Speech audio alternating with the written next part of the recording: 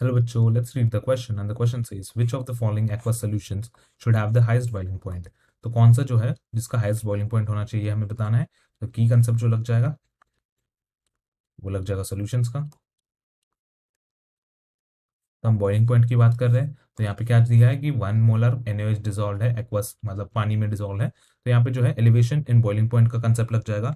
तो हम कह सकते हैं कि यहाँ पर more the वैंट Hoff factor,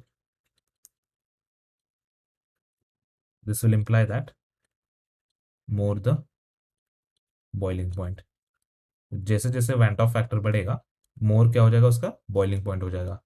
more the boiling point, boiling point. और अगर हम इसका फॉर्मूला देखेंगे वो हो जाएगा delta T B is equal to K B times M multiplied by I. K B times M multiplied by I. जहाँ पर डेल्टा टी बी क्या हो जाएगा, चेंज इन बॉइलिंग पॉइंट हो जाएगा. चेंज इन बॉइलिंग पॉइंट जिसको हम BPT से भी रिप्रेजेंट करते हैं. डेल्टा टी बी ये हो जाएगा इसके बराबर. देन हमारे पास है के बी जो होता है मोलार बॉइलिंग पॉइंट कांस्टेंट जिसका वैल्यू है 0.51 degree Celsius for water, Celsius पर एम फॉर वाटर. देन जो एम होता है वो होता है मोलालिटी के बराबर. एंड देन आई जो होता है वो होता है van't Hoff factor, van't Hoff factor. इस केस में क्या हो जाएगा कि हमारे पास जो है अलग अलग सल्यूट दिए हैं. तो क्या हो जाएगा, डेल्टा टी बी हमें फाइंड करना है और के बी जो है के बी और एम यहाँ पर कांस्टेंट है क्योंकि मोलालिटी भी यहाँ पे मोलारिटी कांस्टेंट है तो यहाँ पे मोलालिटी भी कांस्टेंट हो जाएगा. And then we can say that we just need to compare the I. Delta T B क्या हो जाएगा, डायरेक्टली प्रोपोर्शनल आई के हो जाएगा. इसीलिए हमने कहा है कि more the वैंट Hoff factor more the boiling point. तो हम यहाँ पे देख सकते हैं कि हमारे पास सोल्यूट है NaOH पहला. तो हम पहला वाला केस कंसिडर करेंगे जिसमें हमें दिया NaOH.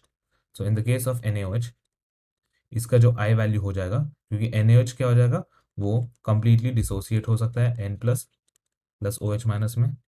इसी के कारण इसका जो आई वैल्यू है यहाँ पे 2 आयंस मिले इसलिए I value is going to be equal to 2. Then next we have is Na2SO4.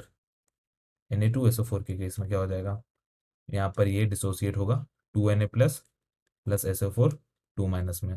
यहाँ पे हमारे पास आयंस कितने फॉर्म हुए हैं वो है 3, सो यहाँ पे 3 हो जाएगा. देन हमारे पास है third which is NH4NO3. NH4NO3 इसको हम डिसोसिएट करके लिखेंगे तो ये हो जाएगा NH4 positive plus NO3 negative. तो यहाँ पर आई वैल्यू कितना हो जाता है, ये भी 2 हो जाएगा.